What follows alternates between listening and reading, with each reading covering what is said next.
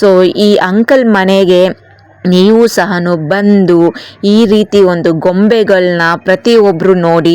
ಈ ವರ್ಷ ಇವರು 15 ದಿನ ಗೊಂಬೆಗಳನ್ನ ಕುಂಡ್ರಿಸ್ತಾ ಇದ್ದಾರೆ. ಯಾಕಂದ್ರೆ ಇವರ ಕಝೀನು ಅಮೇರಿಕಾಯಿಂದ ಬರ್ತಿದ್ದಾರೆ ಅಂತೆ.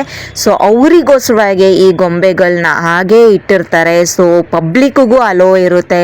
ತುಂಬ ಜನ ಬಂದು ವಿಸಿಟ್ ಮಾಡ್ಕೊಂಡು ನೋಡ್ಕೊಂಡು ಹೋಗ್ತಿದ್ದಾರೆ. ತುಂಬ ಚೆನ್ನಾಗಿ ಒಂದು ಡೆಕೋರೇಷನ್ ಮಾಡಿರೋವಂಥದ್ದು, ತುಂಬ ಚೆನ್ನಾಗಿ ಗೊಂಬೆ ಕಲೆಕ್ಷನ್ಸ್ನ ಇಟ್ಟಿರೋ ಅಂಥದ್ದು. ಇದು ಇವರ ತಾಯಿ ಕಾಲದಿಂದನೂ ಆಚರಣೆ ಮಾಡ್ಕೊಂಡು ಬಂದಿರೋ ಅಂಥದ್ದು.